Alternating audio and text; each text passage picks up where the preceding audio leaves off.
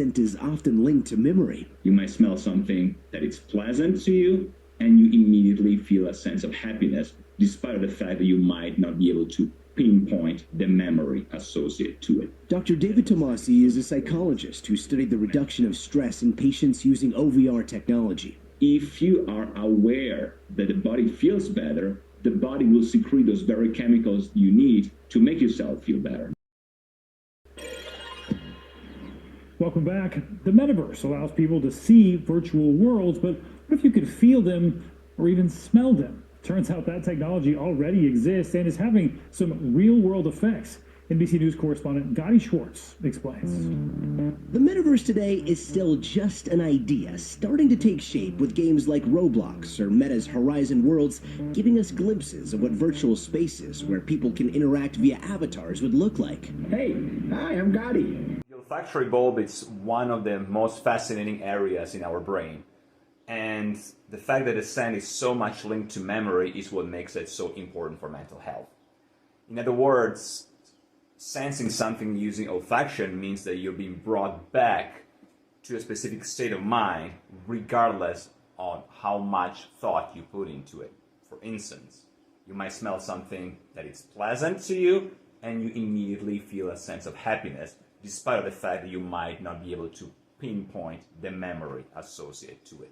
And that's why scent is so important to mental health in general. To give an example, it might be possible that a person walks downtown and smells fresh baked bread or smells cookies, and this person might remember a pleasant memory associated with their grandmothers, for instance, baking cookies. However, there might be times, for instance, at the change of season where a person cannot actually recognize what the smell exactly represents, and yet their entire mood changes accordingly.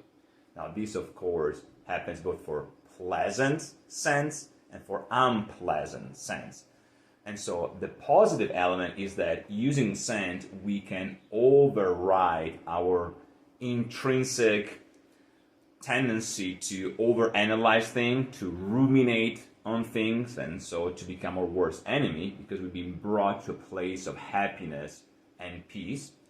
The downside of that is for people that experience trauma, certain scents will bring them to the traumatic experience itself, despite of the fact that they might themselves be in a safe place. And I'm talking about smells such as skin, for instance, or a smell of pollution that might be associated with a specific episode in their life when they've been abused, for instance. There are two main aspects to it. One is that this research, the study on olfactory virtual reality, happened at the perfect time. It's a blessing in disguise during COVID, because the previous research was done on the link between physical exercise and mental health. Now, of course, with isolation on top of other medical comorbidities, not many patients were able to ambulate, walk around, and exercise. So olfactory virtual reality allowed them to create the same experience, neurologically speaking, without having to face the added problems of exposure to COVID, or because they were bedridden, facing the problems related to their physical impairment.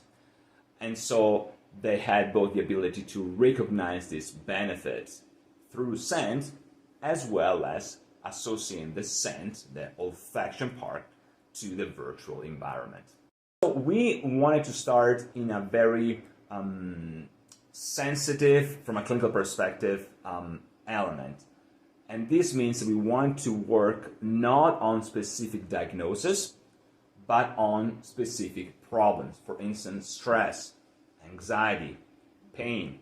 Because we did not want to make the claim that olfactory virtual reality cures a person from, let's say, bipolar disorder or from schizophrenia. We want to verify whether this approach was A, safe, and B, beneficial for these type of problems, like stress, anxiety, and pain. Most of our population, first of all, was an adult population. We didn't want to test this on children. And it was a population that dealt for the most part with mood or personality disorders, depression, borderline, cluster B personality traits, substance abuse, relapse problems.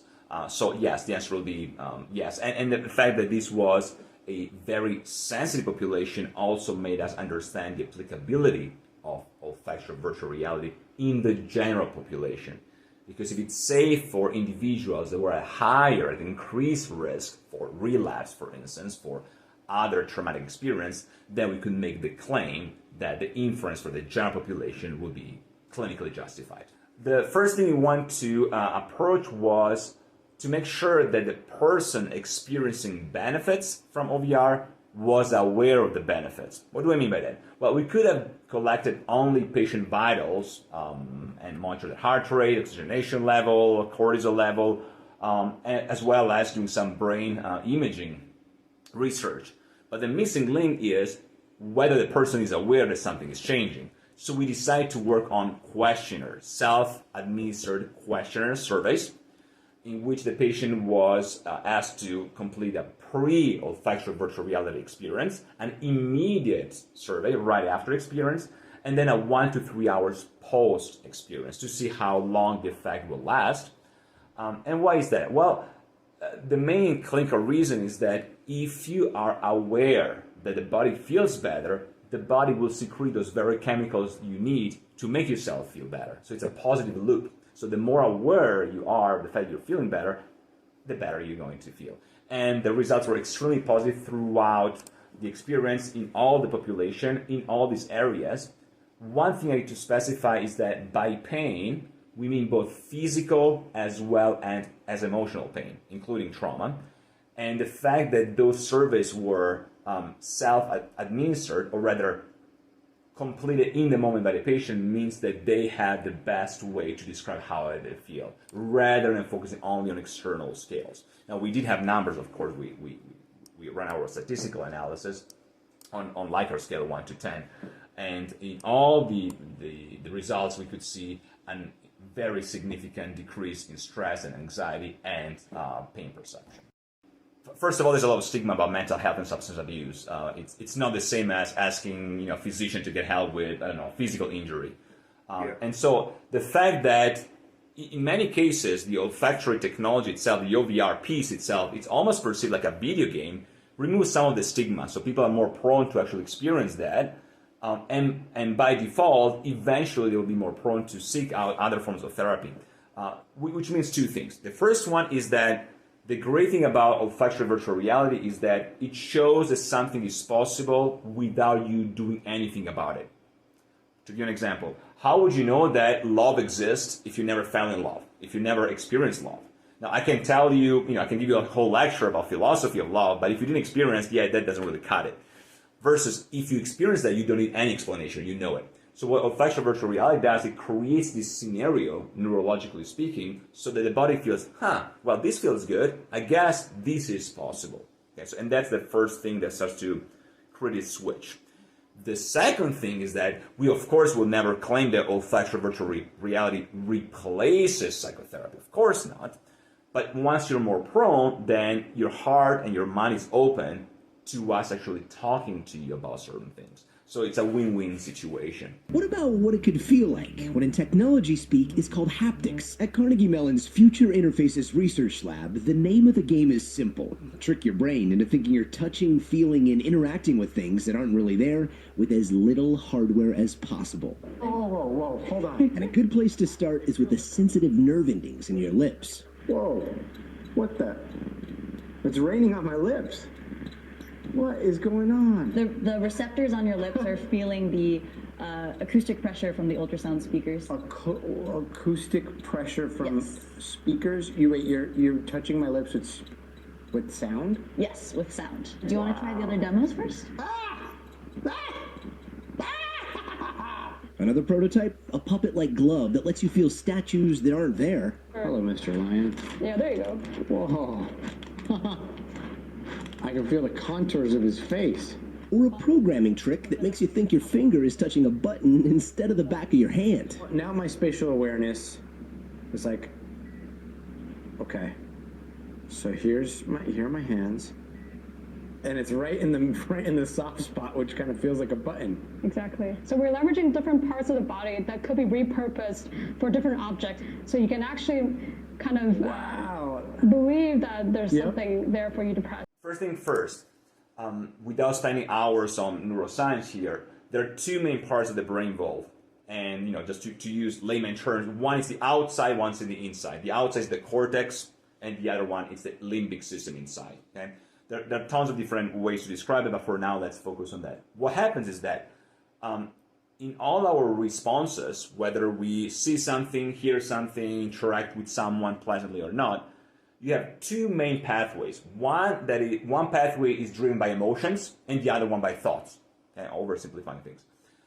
Those are wonderful, and they should communicate. So anything that goes from the top, from the cortex to the limbic system is cognitively driven. It's thoughts driven. You think before you feel. The other way is from inside to the outside. It's emotionally driven. You first feel and then you process. Okay, and those things happen all the time. However, for many of us, either because of traumas, or because of hurt, or even because of developmental stages, teenagers usually are not that good in thinking before they act. At least I wasn't. So there is a bit of a disconnect between these two.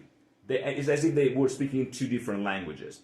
With olfaction, the great thing about olfaction is that it completely or almost completely bypasses this part of the brain, and it sends you straight to the experience. So rather than having all this analytical, net, so to speak, you feel it immediately, and you feel it in a deeper sense rather than over-interpreting. So that's what exactly happens while you smell, okay? Just the olfaction portion. Now, the more senses you add, the better it is. So with olfaction virtual reality, you have vision, of course, you have this imaginative power, you have the ability to move despite of the fact that you might not move for real. But the brain doesn't really distinguish in this sense, reality from creativity, okay? It's the same thing that happens if you, let's say, you watch a movie, right? If the movie is well acted, you might laugh, you might cry, despite the fact that you know full well that this is not real, it's on the screen. But the fact that we have this, we call those mirror neurons, those neurological parts of the brain that allow us to experience someone else's emotion, is what makes us interact and feel. So this is what happens exactly once we smell. All these pathways are triggered, okay? And the part of the brain that allows that is olfaction, the olfactory bulb, in the sense of smell. Now, in regard to, okay, well, that's all good, but what about bad smells? Isn't that a risk to trigger someone? Well, there are many different techniques in psychology to address something that is related to trauma or PTSD. And to make things clear, I will put everything in the same basket. So trauma in general, PTSD, complex PTSD, I'll put everything in the same basket for now. In general, for a person to feel better, this person will have to face their fears. And it doesn't really matter whether those fears are justified or not. And what do I mean by that? Well, if a person feels hurt, it's completely unnecessary to argue with this person whether they're rationally justified if they feel hurt. If the hurt is perceived as such, then something happened in the brain. Example, let me see, there might be things that are immediately apparent. If someone punches you in the face, of course that hurts. If a person is a victim of sexual abuse, of course it's hurt. But if a person might be perceiving something as hurtful, we have to acknowledge that and give the person the benefit of the doubt because something happened inside. Now we can train this person to be quote unquote less hypersensitive to certain things, but we first need to acknowledge the hurt. How to do that? Well, we do a progressive exposure response prevention in the patient. So for instance, let's assume that a person is afraid of heights. Okay? I would not leave the patient alone on the 15th floor downtown New York City. So well, you just deal with it. I might decide to, walk with this person first to maybe the first floor, then the second floor. So this progressive exposure. How far can we push? Well, the general rule of thumb is you need to feel some level of discomfort and retreat back to a safety zone when the trigger is too much. Why is that? And I conclude, well, because, again, we are having to deal with two different languages. Internally, emotionally, limbic system, and externally, cortex, thoughts. So what happens is that once my stress level is already enhanced, and we have specific chemicals that account for that, cortisol, for instance, I'm already up here. If I'm up here, there's no way they can tell this person, well, it's okay, there's nothing to worry about. I'm already up here, so I need to modulate that to lower it down a little bit, and at this point I can talk to the person. A good analogy from the, let's say, automotive industry, you start your car, and say it's a sports car, right? And just by starting your car runs as, I don't know, 5,000 rounds per minute. It's already a super powerful car. It's already up here, and there's no way, even if I don't press on the gas pedal, I cannot expect the car to lower its round per minute. It's already hyper. Or another analogy would be, if you play music at 50 decibel to begin with, okay, you might not be able to sense anything below that because you're already overstimulated. Another thing could be like, let's say you might enjoy poetry, whisper in your ears. However, if you just went to a rave party, doesn't matter how good the poetry is, you're overstimulated, you won't be able to appreciate it. The good news is that with everything, and this applies to relapse prevention, to addiction, the brain is very, very good at, I wouldn't say fixing itself, but rewiring itself.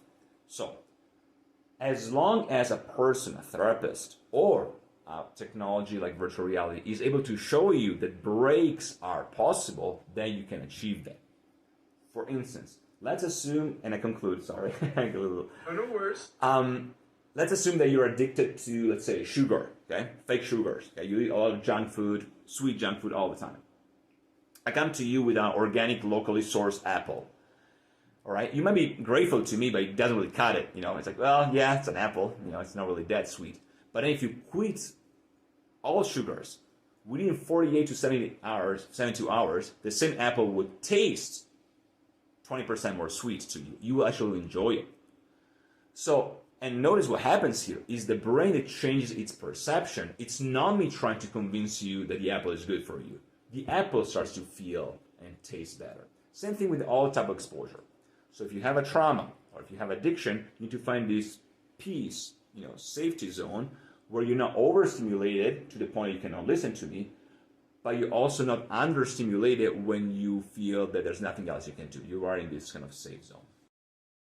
But while touch seems very real in the virtual world, to fully experience the metaverse, you might have to smell it.